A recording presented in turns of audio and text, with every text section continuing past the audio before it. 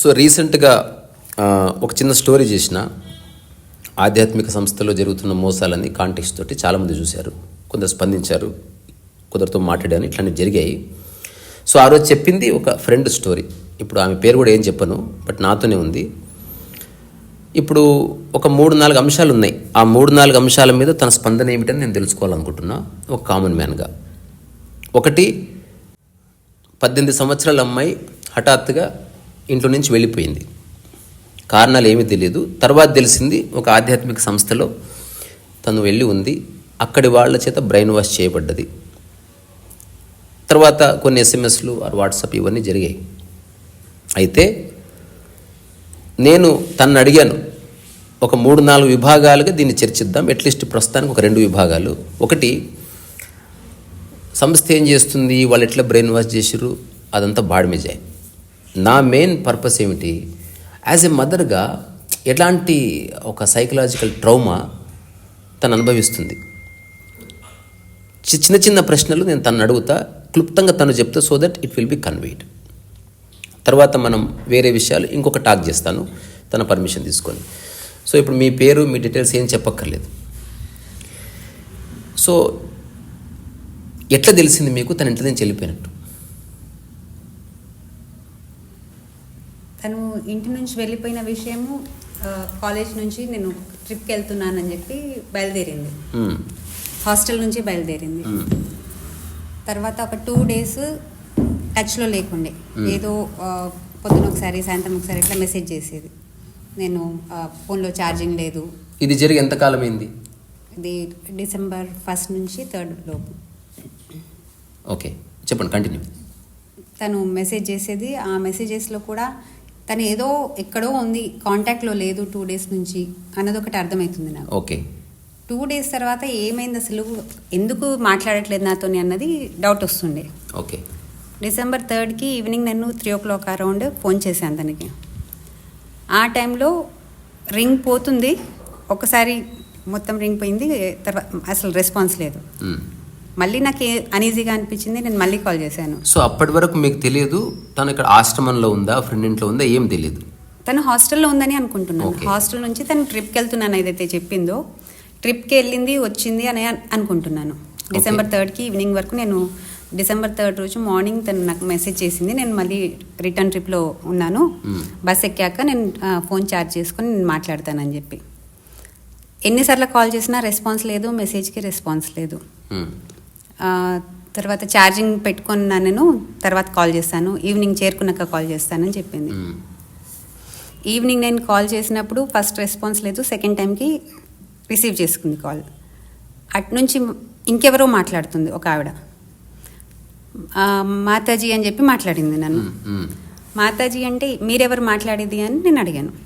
అంటే మీరెవరండి మాట్లాడేది అంటే, నేను మదర్ని మాట్లాడుతున్నాను, మీరెవరు అని నేను కొంచెం గట్టిగా అడిగాను. నేను కన్ఫ్యూజ్ అయిపోయాను, అసలు తను కాలేజ్లో నుంచి మాట్లాడుతుంది, కాలేజ్ చేరుకున్నాను అని అంటుంది, మాతాజీ అని ఎవరు మాట్లాడుతున్నారు అని చెప్పి నేను షాక్ అయిపోయాను. ఎమ్మటే నేను మదర్ని మాట్లాడుతున్నాను అని చెప్పే వరకు తను కాల్ డిస్కనెక్ట్ చేసేసింది.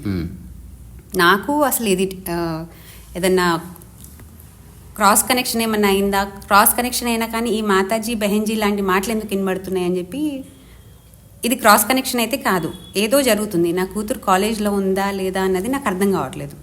కంటిన్యూస్గా ఒక 10-15 times నేను కాల్ చేశాను. ఈ మధ్యలో నా కూతురు అర్థమవుతుంది, అంటే అమ్మకి ఏదో డౌట్ వచ్చింది, ఇప్పుడు నేను ఇట్లా దీన్ని కవర్ చేయాలి, ఇప్పుడైతే కవర్ చేయడానికి వీల్లేదు, ఏదో ప్లాన్ చేయాలి దీనికి అన్నట్టుగా కాల్ రెస్పాండ్ అవ్వలేదు. మెసేజ్ చేసింది, నేను ఇప్పుడే హాస్టల్కి రిటర్న్ అయ్యాను, అంత లగేజ్ ఉంది, ఇక్కడ సర్టిఫికేట్ డిస్ట్రిబ్యూషన్ చేస్తున్నారు, నేను ఒక 1/2 hour తర్వాత కాల్ చేస్తానని చెప్పి. సరే అని వెయిట్ చేశాను. నేను ఏదో తప్పు జరుగుతుందని ఒక భయము, ఒక్కదాన్నే ఉన్నాను ఇంట్లో, ఇంకెవరు లేరు, భయం అనిపిస్తుంది. ఇంకా వెయిట్ చేస్తున్నాను, ఒక 1/2 hour తర్వాత చేస్తాను అంది కదా అని అన్నట్టుగానే 1/2 hour తర్వాత కాల్ చేసింది. నార్మల్గా మాట్లాడింది, సర్టిఫికేట్ డిస్ట్రిబ్యూషన్ జరుగుతుండే అందుకే నేను రెస్పాండ్ అవ్వలేదు, ఇప్పుడు రూమ్లోకి వచ్చేసాను అని కాల్ చేశాను. నేను అన్నాను, ఏం సర్టిఫికేట్ డిస్ట్రిబ్యూషన్, ఏదో ఒకసారి సర్టిఫికేట్ పంపి అంటే పంపిస్తున్నాను అని అన్నది. పంపిస్తున్నాను అంది, అది అక్కడికే అయిపోయింది విషయం, పంపించలేదు మళ్ళీ. తర్వాత సరే పంపిస్తావన్నావు కదా, ఏది ఇంకా పంపించలేదు అని అంటే, పంపిస్తానని చెప్పి ఇంక మళ్ళీ రెస్పాండ్ అవ్వలేదు. మళ్ళీ నైట్ 9:30 ఆ టైంకి తనే కాల్ చేసింది. ఓకే. కాల్ చేసి నార్మల్గా మాట్లాడింది. అలసిపోయాం, బాగా ట్రిప్కి వెళ్ళి వచ్చాం కదా, చాలా అలసిపోయాము, అందరు పడుకొని ఉన్నారు అని చెప్పి వాట్సాప్ కాల్ చేసింది. వాట్సాప్ కాల్, నేను వీడియో కాల్ చేశాను తనకి, రిసీవ్ చేసుకోవట్లేదు. ఏమైంది వీడియో కాల్ రిసీవ్ చేసుకుంటలేవేంటి అని అంటే, అందరూ అలసిపోయి వచ్చారు, పడుకొని ఉన్నారు రూమ్లో, అందుకే రిసీవ్ చేసుకోవట్లేదు, అందరు డిస్టర్బ్ అవుతారని చెప్పి. నేను అన్నాను, నువ్వు రూమ్ బయటికి వచ్చి మాట్లాడు అంటే, సరిగా రూమ్ బయటికి వెళ్ళడం ఎందుకు అన్నట్టుగా కొంచెం బ్రైట్నెస్ పెంచేసి రిసీవ్ చేసుకుంది. లైట్స్ ఆఫ్ ఉన్నాయి, రిసీవ్ చేసుకుంది. తన వెనుక ఒక కర్టెన్ కనబడుతుంది నాకు. నేను తన్ని హాస్టల్లో డ్రాప్ చేసినప్పుడు, ఫస్ట్ టైం డ్రాప్ చేసినప్పుడు హాస్టల్ రూమ్ ఎట్లా ఉందన్నది అంతా చూశాను. అంబియన్స్ తెలుసు మనకి. అక్కడ విండోస్ లేవు, కర్టెన్స్ అట్లాంటిది ఏం లేదు తన బెడ్ ఉన్న దగ్గర. ఆ కర్టెన్ చూడగానే నాకు కొంచెం తను హాస్టల్ లేదన్నది కొంచెం ఐడియా వచ్చింది. కానీ తను చాలా రిలాక్స్డ్గా మాట్లాడుతుండే. అసలు నా కూతురు అంతా ఏదైనా తప్పు చేస్తే ఎమ్మటే నాకు తెలిసిపోయేది. ఇంత ప్లాన్డ్గా అసలు ఇంత రిలాక్స్డ్గా మాట్లాడడం చూసి నేను, సరే ఏది లేకపోవచ్చు, నేనే కర్టెన్స్ పెట్టారేమో అని కొంచెం అతిగా ఆలోచిస్తున్నావేమో అనిపించింది. ఓకే, సరే నార్మల్గా మాట్లాడేసి పెట్టేశాను ఫోన్. అయినా అప్పటికి అబౌట్ నైట్ 10 o'clock అయింది, December 3rd రోజు. చాలా అనీజీగా అనిపిస్తుంది, ఇంకెవరికి చెప్పాలి ఏం చెప్పాలి అర్థం కావట్లేదు. అయినా మళ్ళీ ఒక్కసారి ట్రై చేద్దాం. నేను తనని ఎప్పుడూ డౌట్ పడలేదు, కానీ ఇప్పుడు నేను మళ్ళీ ఏదన్నా అడిగితే తన మీద డౌట్ పడుతున్నాను, తను ఫీల్ అవుతుందేమో అని అనుకున్నాను. ఒక నిమిషం ఆగాను మళ్ళీ. అయినా కానీ నాకు చాలా రెస్ట్లెస్నెస్గా అనిపిస్తుంది కాబట్టి నేను మళ్ళీ మెసేజ్ పెట్టాను, లొకేషన్ షేర్ చేయని. చూడలేదు, తను పైనుంచి నోటిఫికేషన్ రాగానే పైనుంచి చూసి కామ్గా ఊరుకుంది. కాల్ చేశాను నేను మళ్ళీ, లొకేషన్ షేర్ చేయని. అయితే సరే చేస్తున్నానంది. అప్పుడు ఇంకేం చేయాలో తనకు అర్థం కాలేదు. అమ్మకు డౌట్ వచ్చింది, నేను ఎంత ప్లాన్డ్గా చేసినా కానీ డౌట్ వస్తుంది అమ్మకు అని చెప్పి తన ఫ్రెండ్స్కి కాల్ చేసింది. ఒక ఫ్రెండ్కి కాల్ చేసి కాలేజ్లో ఉన్న అమ్మాయికి లొకేషన్ షేర్ చేయమని చెప్పింది. ఆ లొకేషన్ తను షేర్ చేసింది. అది తను సొంతంగా క్రియేట్ చేసుకున్న గ్రూప్స్కి ఫార్వర్డ్ చేసి చూసింది. అంటే ఒకళ్ళు షేర్ చేసిన లొకేషన్ వేరే వాళ్ళకి ఫార్వర్డ్ చేస్తే ఎట్లా వస్తుంది అని. నా ఉద్దేశం ఏంటంటే ఈ స్టోరీ అంత వద్దు. సో ఫైనల్గా she ended up in Ashram. అది తెలిసినప్పుడు వాట్ వాజ్ యువర్ రెస్పాన్స్? అంటే అయితే ఫస్ట్ రోజు నాకు తెలిసినప్పుడు తను మొత్తానికి వెళ్ళిపోయిందని అప్పటికీ అర్థం కాలేదు. తర్వాత లాస్ట్కి ఈ లొకేషన్ షేర్ చేశాక నాకు అర్థమైపోయింది. నేను దాన్ని చెప్పాను, నువ్వు కాలేజ్లో లేవన్నది ఒకటైతే కన్ఫర్మ్ అయింది. నాకు ఎక్కడున్నావు క్లియర్గా చెప్పు అని అన్నాను. నేను కాలేజ్లోనే ఉన్నాను, లొకేషన్ షేర్ చేశాను కదా అంది. అంటే ఆ లొకేషన్ షేర్ చేసింది గూగుల్ మ్యాప్స్లోంచి షేర్ చేసింది తను. నాకు అది అర్థమైపోయింది, నువ్వు చెప్తావా లేకపోతే నన్ను ఇప్పటికిప్పుడు బయలుదేరి కాలేజ్కి వెళ్ళమంటావా అని. అయితే సరిగ్గా అర్థమైపోయిందని చెప్పి నేను ఢిల్లీకి వచ్చాను, ఇక్కడ ఫలానా ప్లేస్లో ఉన్నానని చెప్పి చెప్పింది. నేను అసలు ఇదివరకు ఒకసారి తను వెళ్ళింది, నా పర్మిషన్ తీసుకొని వెళ్ళింది. ఈసారి ఇంకెవరినో కలవడానికి వెళ్ళిందేమో, ఒక 2-3 రోజుల్లో వచ్చేస్తుందేమో. అంటే ఇంత పెద్ద అబద్ధం చెప్పి ఈ ప్లేస్ నుంచి అంత దూరం వెళ్ళింది అంటే నాకు అది, నా కూతురు నాతో అబద్ధం చెప్పిందని నేను అసలు తట్టుకోలేకపోయాను. ఫస్ట్ థింగ్ ఆ షాక్, ఒక్క నిమిషం వరకు ఎట్లా రియాక్ట్ అవ్వాలి ఏం అర్థం కాలేదు. నేను అన్నాను, అసలు ఇంత పెద్ద మోసం నువ్వు చేసావంటే నేను నమ్మలేకపోతున్నాను, నువ్వు ఇంటికి రా నీ సంగతి చెప్తానని అన్నాను కోపంలో. ఆబ్వియస్గా కోపం వస్తుంది. వచ్చిన తర్వాత చూసుకుంటాను నేను అని కొప్పడ్డాను. మళ్ళీ అసలు అప్పటికీ నాకు అది డైజెస్ట్ అవ్వట్లేదు. తను నిజంగా నాకు అబద్ధం చెప్పి అంత దూరం వెళ్ళిందా, ఎట్లా వెళ్ళింది, ఎవరితో వెళ్ళింది, అవన్నీ డౌట్స్ రేజ్ అవుతున్నాయి.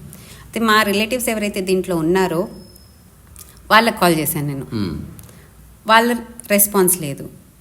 అక్కడ ఆల్రెడీ మా కజిన్, మా రిలేటివ్ వాళ్ళ కూతురు ఎవరైతే ఉందో ఆమెకు కాల్ చేశాను, ఆమె రెస్పాన్స్ లేదు. ఇంకా అసలు ఒక్కదాన్ని ఇల్లంతా ఇట్లా ఏమైపోతుంది అసలు. నాది నాకు ఒక్కతే కూతురు కదా? ఒక్కతే కూతురు, సంతానం ఒక్కరే, సింగిల్ పేరెంట్ని నేను.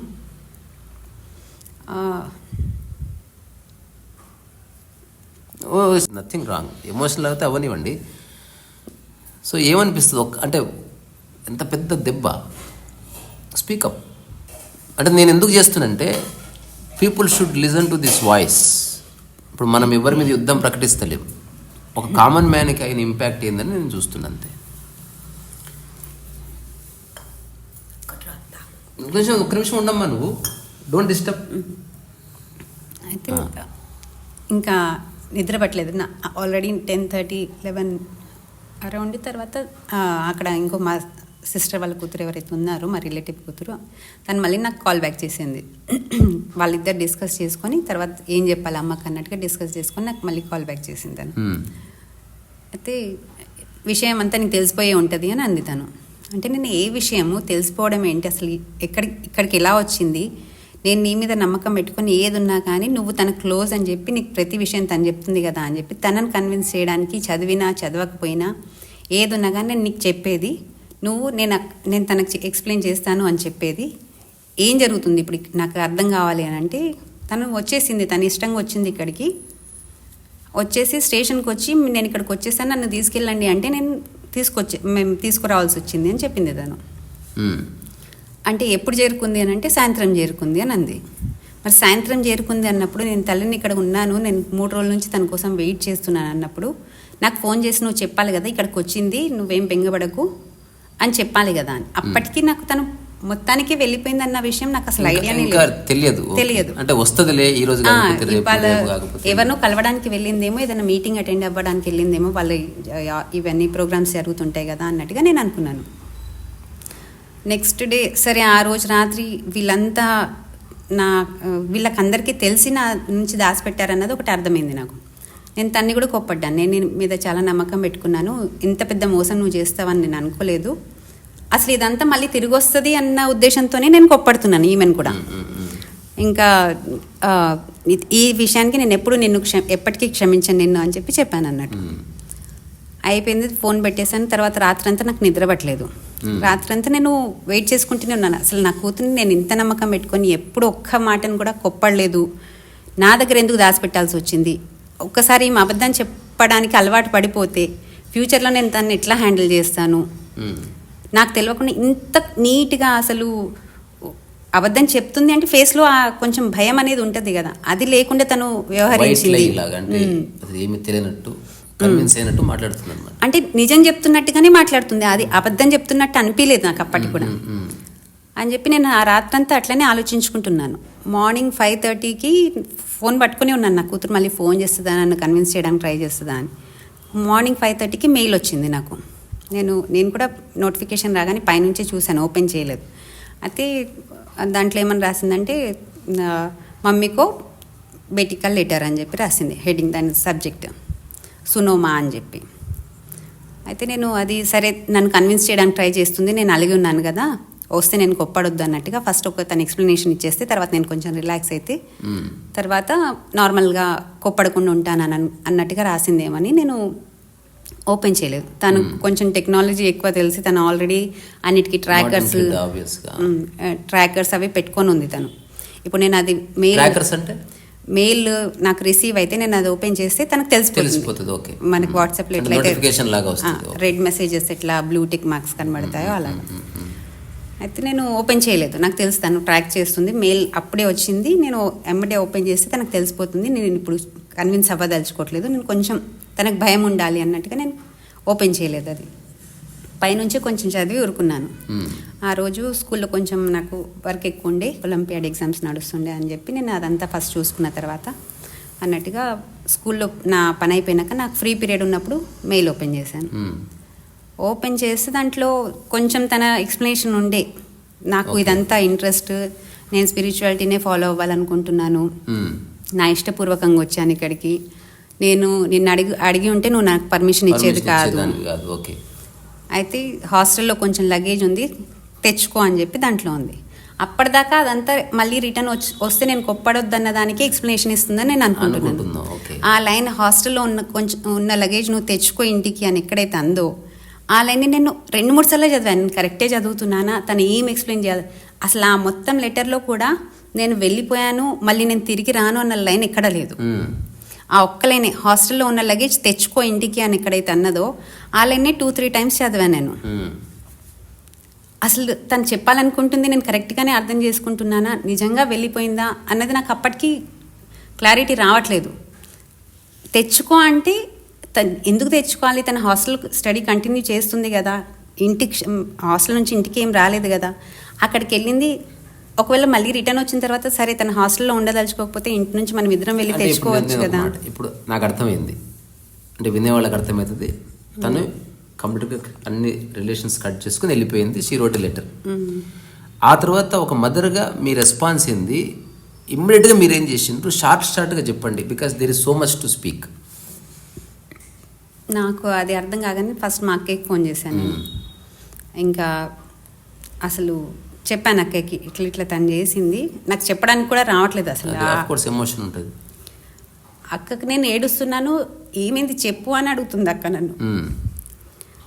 అక్క పెద్ద పని చేసింది కూతురు, నాకు అర్థం కావట్లేదు ఎట్లా రియాక్ట్ అవ్వాలో అని చెప్పాను. ఇంకా స్కూల్లో నెక్స్ట్ నాకు క్లాసెస్ ఉన్నాయి, పీరియడ్స్ కంటిన్యూ అవుతున్నాయి లంచ్ బ్రేక్కి ముందు. ఇది ఇంకా మా డిపార్ట్మెంట్లో ఎవరైతే సీనియర్ టీచర్ ఉన్నారో చాలా కోఆపరేటివ్. మా డిపార్ట్మెంట్లో అందరూ టీచర్స్ కోఆపరేటివ్ ఉన్నారు. ఆ teacher head of the department కాబట్టి నేను తన్ని అప్పుడే బెల్ అయింది, 3rd పీరియడ్ నుంచి తను వస్తుంది, స్టాఫ్ రూమ్లోకి వస్తుంది. తన దగ్గరికి వెళ్ళి చేయబట్టుకొని తొందరగా తీసుకొచ్చాను. ఆమె మీద పడే ఏడిచాను నేను. ఏమైంది అని అంటే ఇంకా నా కూతురు నాకు చెప్పకుండా వెళ్ళిపోయింది అని అన్నాను. వాళ్ళకి ఎవరికి ఏం అర్థం కావట్లేదు, ఏమైనా అఫైరా లేకపోతే ఏం జరిగింది, అసలు అమ్మాయి అట్లాంటి అమ్మాయి కాదు కదా, చాలా సిన్సియర్ కదా అని చెప్పి వాళ్ళు అడుగుతున్నారు నన్ను. ఇంకా నాకు ఏం చెప్పాలి, ఎట్లా చెప్పాలన్నది అర్థం కావట్లేదు. నార్మల్గా తనకు స్పిరిచువాలిటీ అంటే ఇంట్రెస్ట్ అన్నది తనకు టీచ్ చేసిన టీచర్, మా డిపార్ట్మెంట్లో ఉన్న టీచర్ వాళ్ళకి తెలుసు అన్నట్టు. అయితే చెప్పాను నేను, మీకు తెలుసు కదా తనకు స్పిరిచువాలిటీ అంటే ఇంట్రెస్ట్ అని చెప్పి. తను మొత్తానికి అక్కడికి సరెండర్ అవ్వడానికి వెళ్ళిపోయింది అని చెప్పి మెయిల్ రాసింది. అంటే వాళ్ళందరూ కొంచెం ఓదార్చారు నన్ను. తర్వాత సరే నువ్వు ఇప్పుడు పర్మిషన్ తీసుకొని వెళ్ళు, ఒకసారి తన్ని కన్విన్స్ చేయడానికి ట్రై చెయ్యి అని చెప్పారు. ఓకే.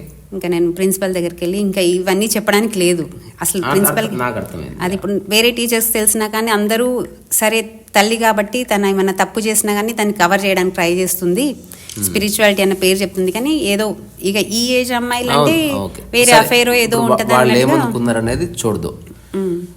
నెక్స్ట్ మీకు ఆ కపుల్ ఆఫ్ డేస్లో మీరు ఏం చేయాలనుకున్నారు? అంటే మీరు ఒక కామన్ మ్యాన్, ఏదో చిన్న ఉద్యోగం ఏదో చేసుకుంటున్నారు, మీకు ప్రభుత్వం సపోర్టు లేకపోతే పెద్ద గన్ షాట్స్ అంటే సినిమాలు చూపించినట్టు ఏం చేయలేము. మీకు ఎలాంటి చర్యలు తీసుకోవాలనిపించింది? అంటే వెళ్ళిపోతే నేను లాక్కొని రావచ్చు అనిపిస్తుందా? ఈ క్షణం ఏమనిపిస్తుంది? ఎందుకంటే ఇప్పుడు నాకు తెలుసు మీరు లీగల్గా ఫైట్ చేస్తున్నారు, ఎవిడెన్సెస్ ఉన్నాయి, వాటి గురించి మనం తర్వాత మాట్లాడదాం. సో నా ఈ పర్టికులర్ ఈ టాక్ అంటే యాజ్ ఎ మదర్గా, ఒక ఇండిపెండెంట్ ఉమెన్గా ఏ థాట్స్ వచ్చినాయి మీకు నేను తెలుసుకోవాలి. ఎందుకంటే ఇట్లాంటి సమస్య ఫేస్ చేసే వాళ్ళు చాలా చోట్ల ఉండొచ్చు. అందరికీ అన్ని సపోర్ట్స్ ఉండి డోర్స్ ఓపెన్ చేసి ఎవరు ఉంటారు. ఇనిషియల్గా ఎంతో అంత స్ట్రగుల్ ఉంటుంది కదా. What did you do? నేను పర్మిషన్ తీసుకొని ఇంటికి వచ్చేసాను. మా అక్కయ్యతో మాట్లాడాను ఏం చేద్దాము, ఎట్లా ప్రొసీడ్ అయితే బాగుంటుంది అని చెప్పి. నేను మళ్ళీ ఇంటికి వచ్చి ఫస్ట్ ఎవరైతే మా రిలేటివ్ అక్కడ ఉందో తనకి కాల్ చేశాను. మాట్లాడింది, నా కూతురు కూడా మాట్లాడింది. నేను అన్నాను, అసలు ఏంటి నువ్వు, నేను ఆల్రెడీ తనకి ఫ్రీడమ్ ఇచ్చిపెట్టాను, తనకు దీంట్లో ఇంట్రెస్ట్ ఉంది, నేను ఎప్పటికో ఒకరోజు వెళ్ళిపోతానని నాకు ఎప్పుడో చెప్తుంది, నేను దీంట్లోనే లైఫ్ కంటిన్యూ చేయాలనుకుంటున్నాను అని చెప్పి. నేను తనకు చెప్పాను, సరే నీకు ఇంట్రెస్ట్ ఉంది, నేను కాదనట్లేదు, కాకపోతే నువ్వు ఫస్ట్ నీ కాళ్ళ మీద నువ్వు నిలబడ్డ తర్వాత ఇండిపెండెంట్ అయ్యాక నీ డెసిషన్ ఏదైతే నేను దాన్ని రెస్పెక్ట్ చేస్తాను. ఇంకా ఇంట్లో ఉన్న మా పేరెంట్స్ కానీ మా బ్రదర్ కానీ సిస్టర్స్ కానీ ఎవ్వరూ కాదన్నా కానీ నీ లైఫ్ నీది, నువ్వు మెచ్యూర్ డెసిషన్ తీసుకుంటున్నావు అని నాకు అనిపించిన రోజు నేను డెఫినెట్గా నీకు సపోర్ట్ చేస్తాను. దానికి ఏమన్నది? సరే అన్నట్టుగానే నడుస్తుండే అది. ఎప్పుడు ఇది 11th 12thలో ఉన్నప్పుడు. ఇది అయిపోయాక అది బ్యాక్ స్టోరీ మీరు చెప్తున్నా. అయితే నేనేమంటున్నా, తర్వాత రోజుల్లో మీరు ఫోన్ మాట్లాడితే తన రెస్పాన్సెస్ విని మీకు ఎట్లా గాయమైంది అది నాకు కావాలి. అంటే ఎట్లా మాట్లాడుతున్నారు వాళ్ళు? ఇంకా మా కూతురికి ఫోన్ చేస్తే తను మాట్లాడింది, నా కూతురుతో కూడా మాట్లాడిచ్చింది. అదే చెప్తుంది. కూతురు కూడా అదే ఆశ్రమంలో ఉంది. అచ్చా, వీళ్ళ అక్కయ్య గారి కూతురు కూడా అదే ఆశ్రమంలో ఉంది. ఓకే. సేమ్ ఏంటి, ఆవిడ ప్రభావంతో మా అక్క కూడా అందులో ఉంది కదా అని ఈ అమ్మాయి కూడా ఇంపాక్ట్ అయింది. ఇప్పుడు నేను అడగాలనుకుంటున్నది, సో ఓవరాల్గా వీళ్ళ ద్వారా వెళ్ళిందని తెలిసి వాళ్ళతో కాల్స్ మాట్లాడింది. నేను ఒక క్వశ్చన్ ఫ్రేజ్ చేస్తాను మళ్ళీ. అంటే నేను కావాలనుకో ఒకటి ఎక్స్పెక్ట్ చేసి అడుగుతున్నా, అది వస్తుందేమో చూద్దాం. హౌ దే ట్రాప్ అంటే ఇప్పుడు మీ అమ్మాయి, నేనే మీ అమ్మాయి, నువ్వు నాకు ఫోన్ చేసినావు, అలా అమ్మ నువ్వు ఇంటికి ఎప్పుడు వస్తున్నావు అడిగినావు, నేను ఎట్లా మాట్లాడుతున్నా, వాళ్ళు ఎట్లాంటి మాటలు పెట్టి మనల్ని గాయపరుస్తున్నారు, వాళ్ళు కూల్గా ఉన్నారు, పాప ఏం మాట్లాడింది అది నాకు కావాలి. నా కూతురికి నేనంటే చాలా ప్రేమ, లేదు అని కాదు. తనకు తెలుసు నేను ఎంత హర్ట్ అయ్యానన్నది. అప్పటికి తను నన్ను కన్విన్స్ చేయడానికే ట్రై చేస్తుంది. అమ్మా మాట్లాడుతున్నారు, ఆమె నువ్వు చేసింది కరెక్ట్ కాదు, నేను నీకు ఆల్రెడీ ఫ్రీడమ్ ఇచ్చి పెట్టాను, నువ్వు ఫస్ట్ నీ కాళ్ళ మీద నిలబడ్డ తర్వాత నీ డెసిషన్ తీసుకో అని చెప్పాను కదా నీకు, నువ్వు ఇంత తొందరపడ్డావు ఎందుకు అని అడిగాను. అంటే నా దగ్గర ఎక్కువ టైం లేదు. వీళ్ళ దాంట్లో ఏం చెప్పారంటే 2028 వరకు ఈ ప్రపంచం వినాశనం అయిపోతుంది, ఇంకా మనం. మీ అమ్మాయి చెప్పిందా? అంటే ఇది ఎప్పటి నుంచో తను చెప్తుంది, కాకపోతే ఎప్పటి నుంచో వదిలేద్దాం. ఆఫ్టర్ లీవింగ్ హోమ్ తన టర్మినాలజీ, ఆమె ఇచ్చిన కొన్ని స్టేట్మెంట్స్ మీ ఫోన్లో నాకు చెప్పండి. ఇది నేను ఆల్రెడీ చెప్పాను కదా, అంత టైం లేదు అని చెప్పి, టైం అయిపోతుందని చెప్పి. ఇప్పుడు నువ్వు నన్ను కాలేజ్ కంప్లీట్ చేసుకున్న తర్వాత, నేను సంపాదించడం మొదలుపెట్టిన తర్వాత అని నువ్వు వెయిట్ చేయమంటే అప్పటి వరకు ప్రపంచం నాశనం అయిపోతుంది. నేను ఇదంతా చేసుకుంటూ కూర్చుంటే నేను సేవ చేసేది ఎప్పుడు?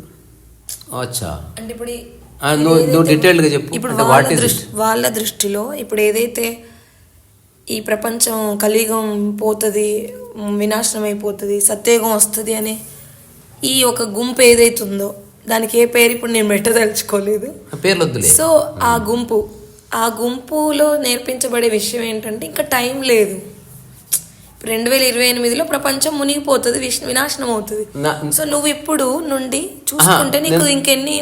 సారీ టు ఇంటరప్ట్, నేను అడుగుతున్నా, ఇప్పటికే వీళ్ళు చాలా చాలా డేట్లు ఇచ్చారని తెలిసి నిజమేనా? అవును, ఇట్లా చాలా సార్లు జరిగింది. అచ్చా, ఓకే, ఇట్లా చాలా సార్లు జరిగింది. దాన్ని కూడా వేరేలాగా మ్యానిపులేట్ చేస్తారు. ఇంకా మీ అమ్మాయి ఈ స్టేట్మెంట్ వదిలేద్దాం, ఇది కంప్లీట్ కాదు. సో 2028 వరకు వినాశనం అయిపోతే నువ్వు ఆ బయట నార్మల్ చదువుల్లో ఉంటే, మరి ఇప్పుడు ఈ భగవంతుడి జ్ఞానంలో, నువ్వు ఆత్మజ్ఞానంలో ఎప్పుడు నువ్వు సేవ చేసుకుంటావు? సేవ చేసుకుంటేనే కదా నువ్వు ఇందులో కంప్లీట్గా స్వాహా అయిపోతేనే కదా నువ్వు సత్యయుగంలోకి వస్తావు. నువ్వు వస్తేనే కదా మీ అమ్మగారు, మీ 7 తరాలు వస్తాయి. అంటే ఇంత పెద్ద ఉపయోగం జరిగే దీన్ని పోగొట్టుకుంటావా? ఈ రకమైన బ్రెయిన్ వాష్ అన్నమాట. ఇది ఒక aspect. Is there any other argument she is bringing? నువ్వు మళ్ళీ నేనే తల్లిని, నువ్వు రా తల్లి రా అని చెప్తున్నా, ఇప్పుడు ఒక ఆర్గ్యుమెంట్ అయిపోయింది, ఇంకేం మాట్లాడుతుంది? ఫోన్లో మాట్లాడింది మాత్రం అంతే. అచ్చా, నేను చెప్పేసాను, నేను చెప్తే మాత్రం నువ్వు పంపించేదాన్ని కాదన్నది నువ్వు కూడా ఒప్పుకుంటావు. నేను అన్నా అవును, నువ్వు నాకు చెప్పుంటే కనుక నేను నీకు టైం ఇచ్చాను ఆల్రెడీ. ఇప్పుడు ఈ మూమెంట్లో అంటే నువ్వు వెళ్ళడం కరెక్ట్ కాదు అని నేను ఖచ్చితంగా ఆ మాట మీదనే ఉన్నాను. కాబట్టి నువ్వు ఇప్పుడు వెళ్ళిపోయావు, నాకు చెప్తే నేను పంపించడానికి నీకు తెలుసు కాబట్టి. ఇది ఓకే, ఇది రిపీట్ అవుతుంది. ఇప్పుడు వాళ్ళు ఎట్లా ట్రాప్ చేసిర్రు ఒక నిమిషంలో చెప్పండి. అంటే హౌ దే ట్రాప్డ్ దీన్ని జీవిత కాలంలో వీళ్ళు ఎలాబరేట్. ఇప్పుడు కేరళ స్టోరీ సినిమా ఉందా? నేను దీనికి బ్రహ్మకుమారి ఫైల్స్ అనే పెడుతున్నా ఈ ట్యాబ్. ఐఎమ్ జస్ట్ ఇప్పుడు బ్రహ్మకుమారి ఫైల్సే, సింపుల్. ఇప్పుడు ఎలా ట్రాప్ చేశారు?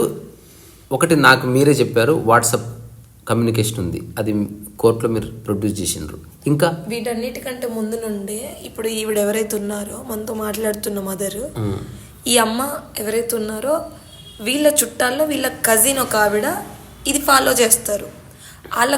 ఆవిడ ఫాలో చేస్తూ వాళ్ళ పిల్లలకు కూడా చిన్నప్పటి నుండి ఆమె దీని రిలేటెడ్ సెంటర్ ఆశ్రమానికి తీసుకురావడం చేస్తే అందులో వాళ్ళెవరు పట్టించుకోలేదు. 4 పిల్లల్లో ఒక అమ్మాయి మాత్రం పట్టుకుంది ఈ విషయాన్ని. ఆమె ఇప్పుడు వెళ్ళిపోయిన వీళ్ళ కూతురికి అక్క అవుతుంది కదా. వీళ్ళు అప్పుడప్పుడు చుట్టాలు కలిసినప్పుడు సేమ్ వీళ్ళ అక్క చెల్లెలు కాబట్టి ఈమెకు చెప్పేవాళ్ళు. హైదరాబాద్కి వచ్చినప్పుడు వీళ్ళ ఏదైతే ఆశ్రమం ఉందో అక్కడికి ఎంబడి తీసుకెళ్లేవాళ్ళు. అలా చిన్నప్పటి నుండి ఈ బేబీకి ఆ విషయాలు నింపబడుతుంది. అయితే చిన్నప్పటి నుంచి ఒక్క నిమిషం ఉండు, మా అమ్మ అడుగుతుంది ఎప్పుడు పోయింది, ఎన్ని నెలలు అయింది, సంవత్సరాలు అయిందని అడుగుతుంది. రీసెంట్ డిసెంబర్ ఫ్రెష్ అనమాట, అంటే డిసెంబర్ అయింది, 3 months అవుతుంది. 18 ఇట్లా క్రాస్ అయింది, అట్లా 18 ఇట్లా ఏజ్ అయిపోయింది, వెళ్ళిపోయింది ఇంట్లోకి వెళ్ళి. అది పాయింట్. ఇది ఒకటి, అంటే వాట్సాప్ కమ్యూనికేషన్ ఒకటి. తర్వాత కుటుంబ సభ్యుల్లో ఒకరు ఇన్ఫ్లుయెన్స్ చేశారు. రెండోది మీరు చెప్పండి, ఈమెయిల్ ఏదో ఈమెయిల్ గురించి చెప్పారు. అది వీళ్ళు ఎట్లా ట్రాప్ చేశారంటే ఫస్ట్ నా కూతురికి ఇంట్రెస్ట్ ఉంది ఇట్లాంటి విషయాల్లో. తనకు చిన్నప్పటి నుంచే 4-5 years ఏజ్ నుంచి మనం పుట్టక ముందు ఎక్కడుండే, చచ్చిపోయాక ఎక్కడికి వెళ్తాము, ఇట్లాంటి డౌట్స్ తనకు వచ్చేది. నాకు ఆల్రెడీ ఈ అక్క వాళ్ళు ఈ జన్మ పరజన్మ వచ్చే జన్మ మన పూర్వజన్మ ఇవన్నీ మాట్లాడుతూ ఉంటారు. కాబట్టి వీళ్ళు ఏదో మాట్లాడతారు కదా, దేవుడికి సంబంధించిందే మాట్లాడతారు కదా, నా కూతురుకి అట్లాంటి డౌట్స్ ఉన్నాయి కదా అని చెప్పి నేను వాళ్ళకి కనెక్ట్ చేశాను తనకి. వాళ్ళు చెప్పేది సరే, నేను అంత ఇంట్రెస్ట్ తీసుకోకపోయినా నాకు అంత ఇంట్రెస్ట్ లేదు కాబట్టి నేను చూపించలేదు ఇంట్రెస్ట్. ఇది ఇంకొకటి ఎందుకు అంటే వాళ్ళు వేరే ఏదో రిలీజియన్ చెప్పరు. శివుడు, కృష్ణుడు, సత్యయుగము, త్రేతా, ద్వాపర, కలియుగము, మన 33 కోట్ల దేవీ దేవతలు వీటి గురించే మాట్లాడతారు కాబట్టి మన హిందూ సాంప్రదాయం లాగా అనిపిస్తుంది. ఈవిడ కామన్ గానే వీళ్ళైతే నీ డౌట్స్ క్లియర్. చాలా మంది ట్రాప్ లో పడడానికి టెర్మినాలజీ కూడా ఒక రీజన్. లోపలికి వెళ్ళిన తర్వాత బ్రెయిన్ వాష్ చేసే అంశాలు వేరు. ఇంకో వేరే అదే అంటే నేను అవుటర్ గా ఒక వేరే మాస్ పెట్టుకున్నా, లోపల నేను విన్నా వాళ్ళు చెప్పే భగవద్గీత మొత్తం శివుడి కాంటెక్స్ట్ నడుస్తుంది. నేను షాక్ తిన్నా అసలు విని. అసలు ఎక్కడ పోయింది ఆయన వేరే. శివుడు ఎక్కడో లేడు. ఇప్పుడు శంకరుడు రియల్ గా కనబడతాడు. అది నేను చెప్పేది భగవద్గీత ఫౌండేషన్ మీద వర్క్ చేస్తున్న గంగాధర శాస్త్రి ఎక్కడ పోయింది అసలు. శాస్త్రి గారు భగవద్గీత కృష్ణుడిది కాదంట, శివుడి గురించి మొత్తం శివుడికి అట్రిబ్యూట్ చేస్తున్నారు. అది సిద్ధాంతపరంగా ఓకే, నాకు తెలిసిన భగవద్గీతలో శివుడు ఎక్కడ ఉన్నాడు. సో ఎనీవే, అంటే చాలా మంది ఒక చెయ్యి వేస్తే ఇది సాల్వ్ అవుతుంది. ఇప్పుడు మీ కూతుర్ని రకరకాలుగా ట్రాప్ చేశారు. At the age of 18 she left. అంటే వాళ్ళకి ముందే తెలుసు 18 లోపు వస్తే లీగల్ ప్రాబ్లం వస్తుందని. ఇప్పుడు లీగల్గా మీరు తీసుకుంటున్న స్టెప్స్ ఏంది? అయితే తను 16 ఏజ్లో ఉన్నప్పుడే తను ట్రాపింగ్ లో ఏం చెప్తే అట్రాక్ట్ నాకు అర్థం. నువ్వు సత్యయుగంలో నువ్వు దేవీ దేవత అవుతావు. నీకు జన్మనిచ్చినందుకు నీ తల్లిదండ్రులు నీ ఇప్పుడు మైత్రి చెప్పేది మీకు తెలుసా? మీరు చెప్పండి. నువ్వు కూడా అదే. ఒక నిమిషం తను చెప్పని. తను 16 ఇయర్స్ అప్పుడే ఆల్రెడీ కొంచెం తను 8th క్లాస్లో ఉన్నప్పుడు, అంటే 13 ఇయర్స్ ఏజ్ ఉన్నప్పటి నుంచి మా అక్క వాళ్ళు ఏదైతే చెప్తున్నారో చెప్పండి. అంటే ఇప్పుడు నా ఉద్దేశం ఎలా ట్రాప్ చేస్తారు అది నాకు డీటెయిల్స్ కావాలి, దాని ఎలాబరేషన్ వద్దు. అయితే 16 ఇయర్స్ ఏజ్లో తనకు వీళ్ళ ద్వారా ఒక అతను పరిచయం అయ్యారు. ఓకే. ఆయన ఎవరంటే ఈ సంస్థకి అడ్వకేట్. ఆయనే సుప్రీంకోర్టు అడ్వకేట్ అని చెప్పి ఒక ఇంప్రెషన్ ఉంది. మా రిలేటివ్స్ ఎవరైతే పరిచయం చేశారో వాళ్ళు ఫస్ట్ ఇంప్రెషన్ ఇదే ఇచ్చారన్నట్టు. ఆయన సుప్రీంకోర్టు అడ్వకేట్. నా కూతురు చాలా ఇంట్రోవర్ట్ అన్నట్టు, తను అందరితో మింగిల్ అవ్వదు. కానీ ఈ దీంట్లో ఇంట్రెస్ట్ ఉండబట్టి ఆయనతో మాట్లాడడం స్టార్ట్ చేసింది. ఇంకా వాళ్ళు ఎట్లా ఇంట్రొడక్షన్ ఇచ్చారంటే, ఈయన సుప్రీంకోర్టు అడ్వకేట్ అని ఆ ఇంట్రొడక్షన్ నా కోసం. తన కోసం ఏమి ఇంట్రొడక్షన్ ఇచ్చారంటే, ఆయన అష్టదేవుల్లో ఒకడు. అంటే సత్యుగంలో ఇదేం కథ అష్టదేవతలు. సత్యుగంలో ఫస్ట్ జనరేషన్, సత్యుగం స్టార్ట్ అయిన తర్వాత ఫస్ట్ జనరేషన్లో 8 మందే ఉంటారట అష్టదేవుళ్ళు వాళ్ళు. ఆ అష్టదేవుల్లో ఈయన ఒకడు అని చెప్పి డిక్లేర్ అయిపోయింది. ప్రత్యక్షంగా కనబడతాడు. అయితే సత్యయుగంలో ఫస్ట్ జనరేషన్ లక్ష్మీనారాయణలు పుడతారు. ఆ లక్ష్మీనారాయణలు కూడా ఇప్పుడు లైవ్ గా వాళ్ళ తపస్సు వాళ్ళు చేస్తున్నారు. ఈయననే లక్ష్మి, ఈవిడే లక్ష్మిగా పుట్టావిడ, మళ్ళీ ఈయననే నారాయణుడిగా చేసే ఆయన. మనం శాస్త్రాల్లో చెప్పిన త్రిమూర్తులు ఇగో వీళ్ళే, దేవి దేవతలు వీళ్ళే, ఛత్రపతి శివాజీ క్యారెక్టర్ ఇగో ఈయనది. ఇగో ఇదంతా ఉందన్నమాట. అంటే ఎంత ఏమంటారు గ్లోరిఫైడ్ కంటెంట్ ఉంది. ఏమాత్రం వీక్ మైండ్ ఉన్నా 16,108 మంది ఎవరో కాదు, మనమే అన్లోగరము. ఇది ఇట్లా. అచ్చా.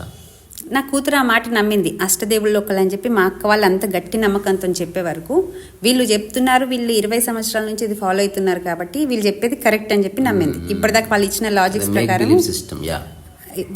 లాజిక్స్ ప్రకారం అన్నీ కరెక్ట్ అని నమ్మినట్టుగానే ఈ విషయం కూడా గట్టిగా నమ్మింది. అయితే ఈ విషయం తను నాకు చెప్పలేదు. ఎందుకు చెప్పలేదంటే, నాకు వీటిలో ఇంట్రెస్ట్ లేదు, ఆ లాజిక్స్ నాకు నచ్చట్లేదు, వాళ్ళు ఇచ్చే లాజిక్స్ని నేను అగ్రి అవ్వట్లేదు అని చెప్పి నేను కొన్ని డౌట్స్ అడిగినాయి, వాళ్ళు క్లారిఫై చేయలేదు. అయితే ఇక వీళ్ళు ఇంట్లో వాళ్ళే కదా, వాళ్ళతో నేను ఏంటి ఆర్గ్యూ చేసేది అని చెప్పి తీసుకెళ్ళి వినిపించింది కూడా కదా ఈ కోర్సు. నాకు కరోనా టైంలో కూడా ఇప్పుడు ఎవరైతే తనతో ఉందో మాకు ఇనిషియల్ గా కొంత ఇన్ఫ్లుయెన్స్ ఉంది. I understood that. నేను అడుగుతున్నది అది ఓకే బంగారు, మనం చాలా విషయాలు ఇప్పుడు నేను అప్పుడప్పుడు బైబిల్ చదువుతా, it doesn't mean that I get convert. ఆ విషయం నాకు చెప్పలేదు తను. అష్టదేవుల్లో ఒకళ్ళు అన్న మాట నాకు చెప్పుంటే నేను ఖచ్చితంగా ఇదేదో రాంగ్ ట్రాక్లో వెళ్తుందని చెప్పి కట్ చేసేదాన్ని. నాకు అట్లా చెప్పకుండా నాకేమని చెప్పింది, ఆయన సుప్రీంకోర్టు అడ్వకేట్ కాబట్టి నేను ఆయనతో మాట్లాడుతున్నాను, చాలా విషయాలు నేర్చుకుంటున్నాను, నేను ఆయన దగ్గర రెగ్యులర్ టచ్లో ఉంటే నేను ఎవరితో. అంటే ఇప్పుడు అష్టదేవుల్లో ఒకడైన వ్యక్తి సుప్రీంకోర్టు అడ్వకేట్ కూడా. అచ్చా.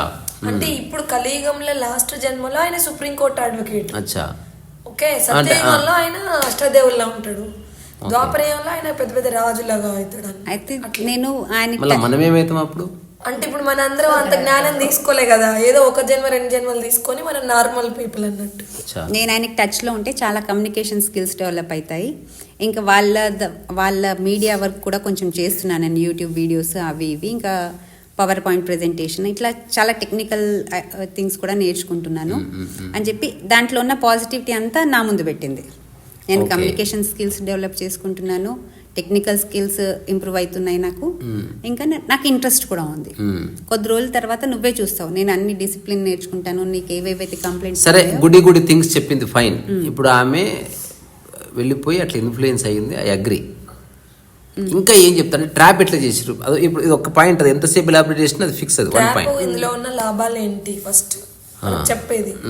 ఈ కలియుగం పోతుంది, ఓకే, 10 ఇప్పుడు నేనే చెప్పే వ్యక్తిని, అందులో చెప్పే వ్యక్తిని, నువ్వు వినే వ్యక్తి అనుకుందాం. ఈ కలియుగం చాలా త్వరలో ముగిసిపోతుంది.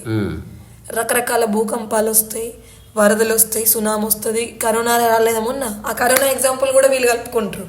కరోనా రాలేదా, అది కూడా ఒక వినాశనంలో ఒక పార్టే, అది ఒక భాగమే. ఓకే, ఇలా మొన్న ఎక్కడో బిల్డింగ్లు వచ్చేసినాయి భూకంపాలని, అది కూడా ఒక వినాశనంలో పార్టే. సో ఇలా రకరకాల భారతదేశంలో రకరకాలుగా వినాశనం జరిగి, అంటే నా డౌట్ 28లో భూమి అంతమవుతుంది. ఒక నిమిషం థాట్ ప్రాసెస్ పోతుంది. ఎట్లా పోతుంది అంటే వర్షం వస్తుందా, సుడిగుండం వస్తుంది, ఎట్లా పోతుంది? విదేశాల్లోనేమో కుప్పగూలిపోతాయి అన్ని, భారతదేశంలో మాత్రం కొంతగా వినాశనం అవుతుంది. ఇప్పుడు కరోనాలో అంటే 28కెళ్ళి షురు అవుతుందా? స్టార్ట్ అయ్యి 2036 వరకు ఇదేదో బిబ్లికల్ స్టోరీ లాగా ఉంది. అంటే 28 నుండి 36 లోపు వాళ్ళు చెప్పే ముచ్చటిది.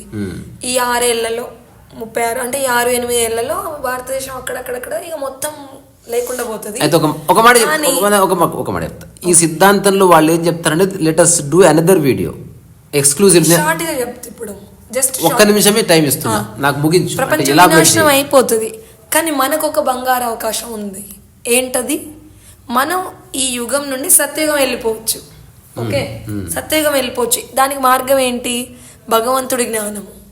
ఓకే, అదే భగవంతుడి జ్ఞానం అంటే ఇప్పుడు ఏదైతే ఉందో, ఇప్పుడు సంగమయుగం నడుస్తుంది, ఈ కలియుగం అంతమవడానికి సత్యయుగం రావడానికి మధ్యలో ఇది కొంత టైమే ఉంటుంది. ఈ పీరియడ్లో ఈ జ్ఞానం తెలుసుకొని మనం ఈ జ్ఞానం ప్రకారం ఫాలో అయ్యి ఇవన్నీ పాటిస్తే నువ్వు వస్తావు సత్యయుగంలో, మీ అమ్మా నాన్న వస్తారు, నీ 7 తరాలు వస్తాయి. నా ప్రశ్న, ఇది నీకు లాభము అని చెప్తారు. వీళ్ళు మనల్ని ఎట్లా చూస్తారు? మనల్ని అజ్ఞానులు వీళ్ళు. నువ్వు చెప్పకు మదర్, నువ్వు చెప్పు. జ్ఞానం ఇంకా తీసుకోలేదు, వాళ్ళ అజ్ఞానం. అయితే ఇప్పుడు ఓకే, అంటే ఓవరాల్గా ఎవరికైనా అర్థమవుతుంది, there is a strategy to trap. ఇది వాళ్ళకు తెలియదు, ఎందుకంటే బయట ప్రపంచంతో కమ్యూనికేషన్ ఉండదు కాబట్టి. మీరు ఫిజికల్గా మీ అమ్మాయిని వెళ్ళి కలవడానికి ఆశ్రమానికి ఎప్పుడైనా వెళ్ళారా?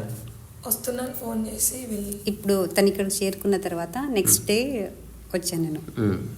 అంటే తను 3కి చేరుకుంది, 3కి నైట్ నాకు తెలిసింది, 4కి తన మెయిల్ ద్వారా నాకు తెలిసింది తను మళ్ళీ రాను, నేను ఇక్కడే సరెండర్ అవుతాను అని వెళ్ళింది అని చెప్పి 4కి తెలిసింది నాకు. 5కి నైట్ నేను బయలుదేరి ముందు కూడా పోలీస్ స్టేషన్ లో అంతటా ఇచ్చి వెళ్ళింది కదా, అది కూడా చెప్పండి. ఏం చేసింది అది? తను అక్కడి నుంచి, అంటే ఈయన అడ్వకేట్ కాబట్టి ఈయనకి తెలుసు ఎవరు ఎలా తీసుకుంటారు, ఎట్లా వాళ్ళ నెక్స్ట్ స్టెప్ ఏముంటుంది, పోలీస్ కంప్లైంట్ చేస్తారు అన్నట్టుగా. నేను కంప్లైంట్ చేసే ముందే తన ద్వారా అన్ని చోట్ల లెటర్స్ రాయించారు. అదొక ఫార్మాట్ ఉంది వాళ్ళకు. ఎవ్వరు ఇంట్లోంచి పారిపోయి వచ్చినా కానీ సేమ్ అదే ఫార్మాట్లో నేమ్ చేంజ్ చేసి వాళ్ళ ఎడ్యుకేషన్ క్వాలిఫికేషన్ చేంజ్ చేసి రాయిస్తారు. ఏమని అంటే, నేను ఫలానా ప్లేస్లో, నేను ఫలానా ఆవిడ కూతుర్ని, నా క్వాలిఫికేషన్ ఇది, నేను ఇంత చదువుకున్నాను, నా ఏజ్ ఇది, నాకు నా డేట్ ఆఫ్ బర్త్ ఇది, దీని తర్వాత నేను ఇప్పుడు ఈ పర్టికులర్ ఎడ్యుకేషన్ చేస్తున్నాను, నాకు స్పిరిచువాలిటీలో ఇంట్రెస్ట్ ఉంది, నేను ఇన్ని ఇయర్స్ నుంచి ఫాలో అవుతున్నాను,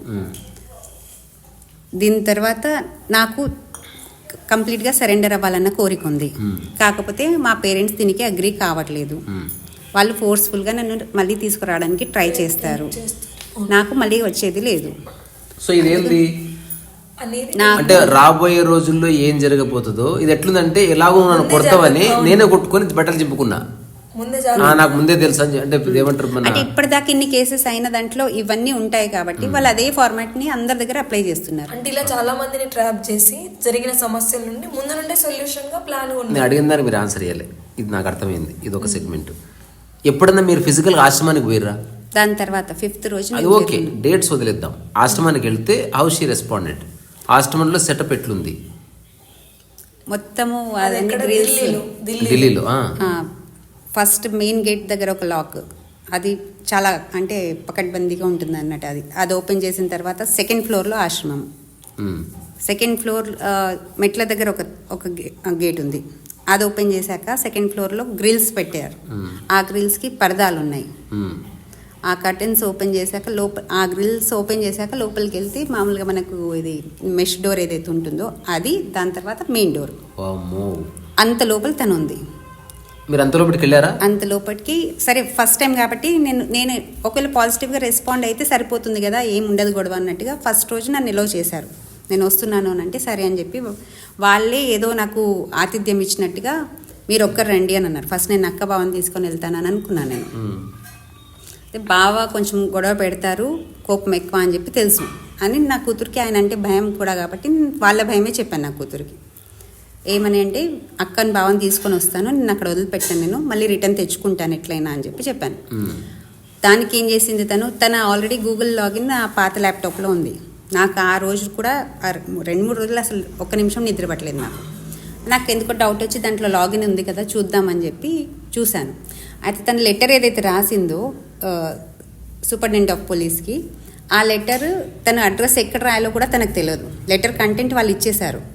ఆ అడ్రస్ తను ఫ్రమ్ అడ్రస్ టు అడ్రస్ ప్లేస్లో రాసింది, టు అడ్రస్ ఫ్రమ్ అడ్రస్ ప్లేస్లో రాసింది. ఆ రిజిస్టర్ పోస్ట్ అతను పోస్ట్ మ్యాన్ తీసుకొచ్చి ఇంట్లోనే డెలివర్ చేశాడు. అది నా చేతికి వచ్చింది ఆ లెటర్. అప్పుడు నాకు తెలిసింది తను ఇట్లా లెటర్స్ రాసి వెళ్ళింది అని చెప్పి. అది ఓపెన్ చేస్తే మొత్తం తన హ్యాండ్ రైటింగ్ లో ఒక ఫార్మాట్ లో రాసింది. ఇదంతా ఒకరి గైడెన్స్ ద్వారా చేయబడుతుంది.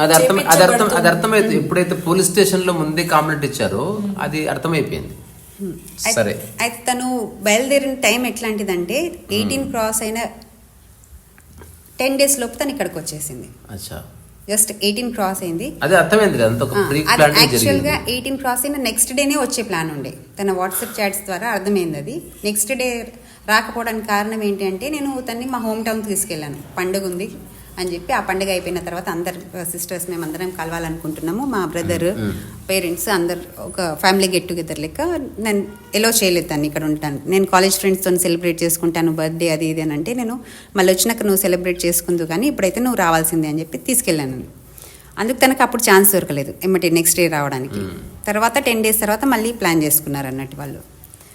అయితే ఆ లెటర్స్ అంటే ఇప్పుడు ఓవరాల్గా ఇది ఒక పెద్ద చాంతాడంత స్టోరీ ఉంది. ఇప్పుడు లీగల్గా మీరు ఫైట్ చేస్తున్నారు. అవునండి, నేను మళ్ళీ చేస్తా అంటే నా ఉద్దేశం ఏంది, అసలు ఏం జరిగిందో డీటెయిల్డ్గా కొంత బ్రీఫ్గా చెప్దామని. Let's not going to semantics. లీగల్గా ఇప్పుడు మీరు ఏ కోర్టులో కేసు వేశారు డీటెయిల్స్ వద్దు నాకు, జస్ట్ అది చెప్పండి, నేను ముగిస్తా, మళ్ళీ మనం మాట్లాడదాం. ఎందుకంటే ఇది ఒక టాక్ చేసి చేతులు దులుపుకునేది కాదు. ఈ టాక్ చేయడానికి నేను మెయిన్ రీజన్ ఏంటంటే even I'm thinking to fight in my own way. అందుకని నేను అర్థం చేసుకోవడానికి కొన్ని ప్రశ్నలు వేస్తున్నాను అంతే. ఇది అడిగారు మీరు ఫస్ట్ టైం అక్కడికి వెళ్ళిన తర్వాత తన రియాక్షన్ ఎట్లా ఉండే అని. అది నాకు కావాలి. నేను ఆ లాక్స్ అన్ని ఓపెన్ చేశాక లోపలికి వెళ్ళాను. తను నా వైపు అసలు చూడట్లేదు. నేను తను ఇట్లనే చూస్తున్నాను, నా వైపు చూసే ధైర్యం కూడా సరిపోవట్లేదు తనకి. డ్రెస్సింగ్ నార్మల్గానే ఉంది. ఒకసారి నా వైపు చూడు అని అన్నాను, చూసింది. చూసి ఎమ్మటి మళ్ళీ ఫేస్ టర్న్ చేసుకుంది. కూర్చో అని అంది. నన్ను కూర్చున్నాను తన దగ్గర. ఇంకా నాకు మా అక్క కూతురు ఎవరైతుందో తను కూడా అక్కడే కూర్చున్నది. అంటే అదే రూమ్లో నేను మాట్లాడే దగ్గర కూర్చుంది తను కూడా. కూర్చున్నాను, నాకు ఇంకా ఎమోషన్ కంట్రోల్ కాలేదు, నేను ఏడ్చాను. ఏ రియాక్షన్ లేదు తను. No reaction. అసలు ఎట్లా కూర్చుందంటే అసలు నాకు ఆ ఫీలింగ్, శరీరం నా కూతురుదే, వాయిస్ తనదే, కాకపోతే మాట్లాడేది నా కూతురు కాదన్నట్టు అనిపించింది. ఒక రోబోట్ని మనకి ఏదైతే ఫీడ్ చేస్తామో మాటలు, ఆ మాటలు తప్ప ఇంకా వేరే మాటలు మనం ఎన్ని ప్రశ్నలు వేసినా కానీ అవే ఆన్సర్. అది నాకు తెలుసు. అంటే నా ఉద్దేశం ఒక స్టాండర్డ్ ఆపరేటింగ్ ప్రొసీజర్ ఉంటుంది. ఎనీ బ్రెయిన్ వాష్ చేసే ఆర్గనైజేషన్. అది మళ్ళా లెటర్స్ డిస్కస్ లాటర్ డేట్. అంటే ఇందులో చాలా అంశాలు ఉన్నాయి, ఒక టాక్ లాగా చేసి వదిలేసేది కాదు. అందుకే నేనేం చేస్తున్నా, ఎక్కువసేపు ఉండలేను. ఓవరాల్గా ఒక మదరు ఒక చైల్డ్ ఎగ్జాక్ట్ 18 రాగానే ఏదో విధంగా ట్రాప్ చేసి తీసుకెళ్ళిన ఒక ఆర్గనైజేషను. వాళ్ళ ఆర్గనైజేషన్లో తెలివైన వాళ్ళు ఉన్నారు.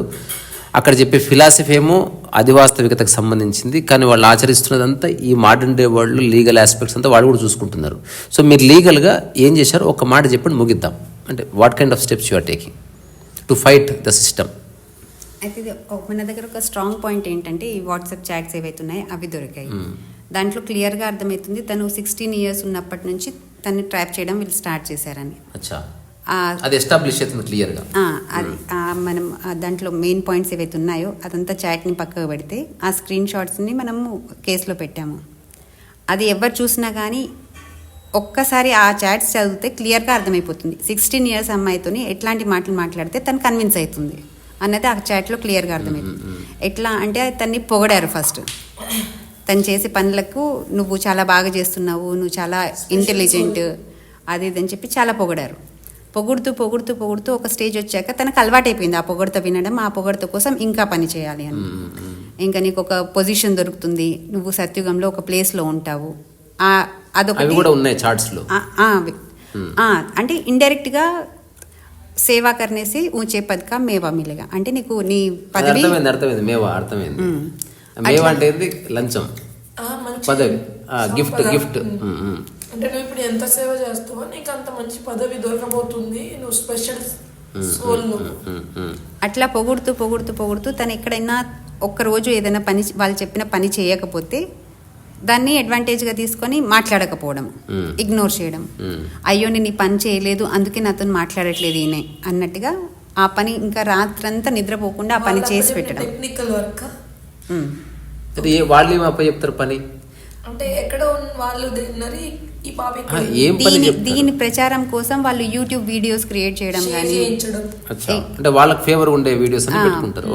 ఈయన ఎక్కడైతే సెమినార్స్ చేస్తున్నాడో అక్కడ ఓకే, అంటే ఎవిడెన్సెస్ ఉన్నాయి, అది ఫైన్, ఎవరు చూసినా తెలుస్తుంది. తర్వాత ఏ కోర్టులో కేసులు వేశారు ఊరికి చెప్పండి.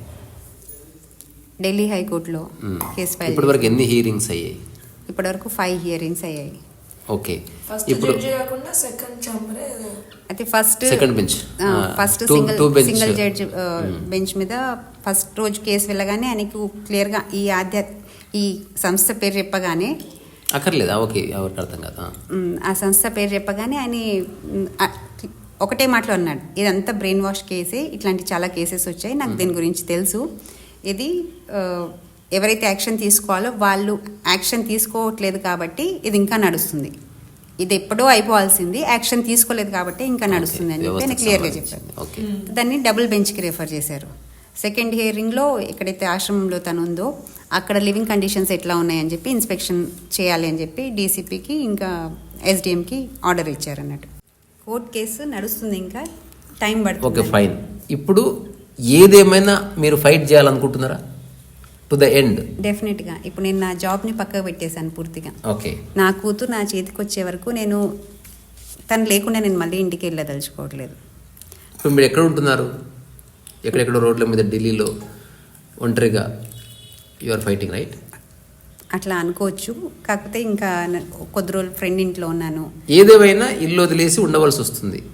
ఒకటి మీరు కోరుకునే జస్టిస్ ఏమిటి? మీ అమ్మాయి మీ దగ్గరకు వచ్చింది, అది చాలా, లేకపోతే ఈ సంస్థ, ఈ వ్యవస్థ, లేకపోతే ఇట్లాంటి పేరెంట్స్ అట్లాంటి వాళ్ళందరినీ చూస్తున్నారు ఒక larger perspective?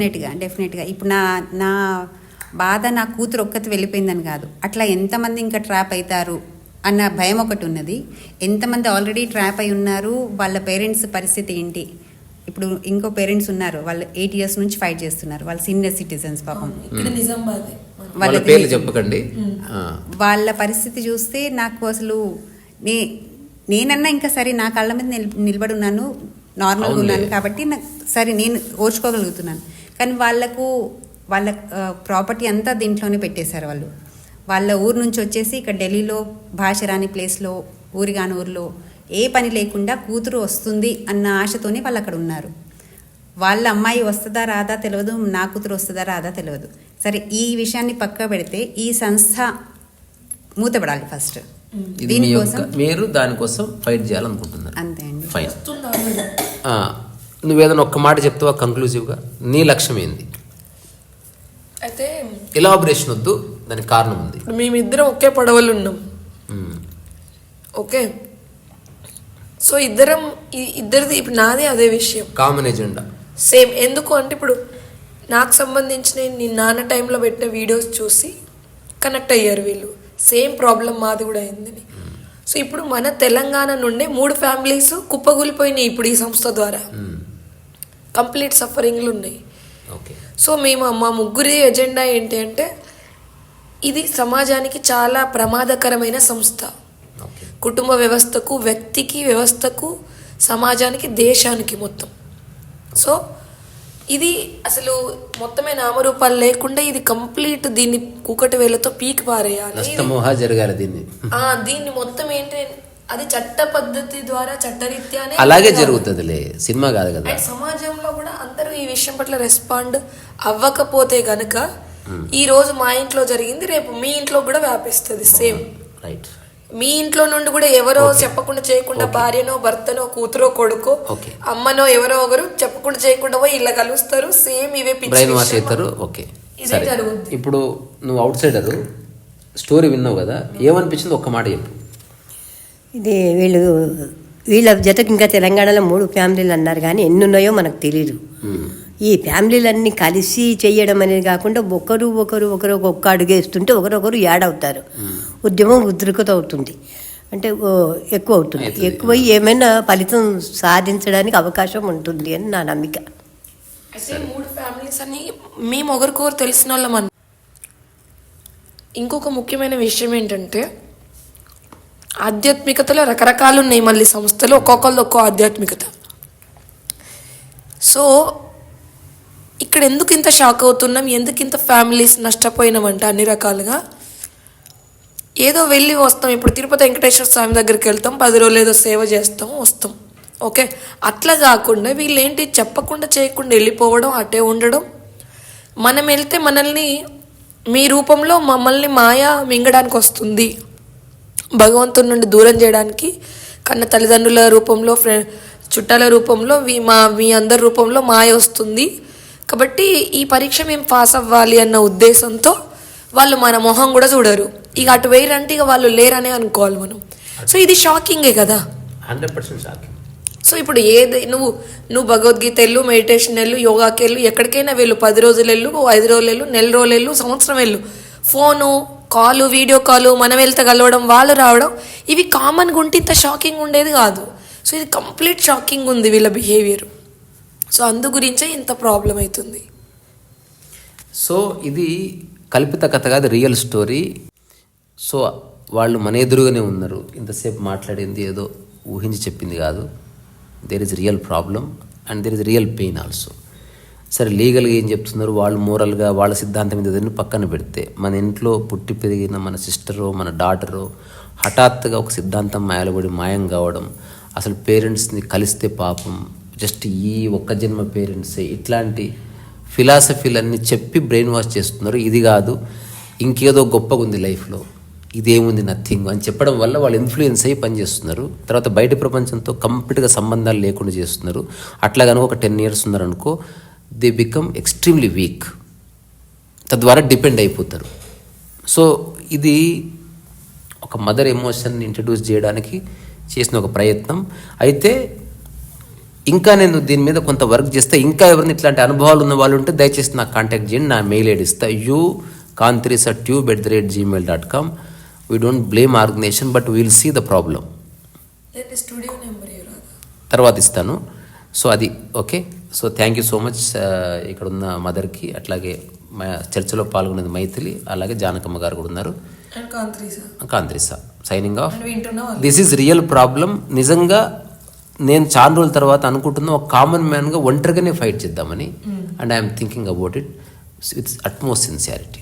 Thank you so much everyone.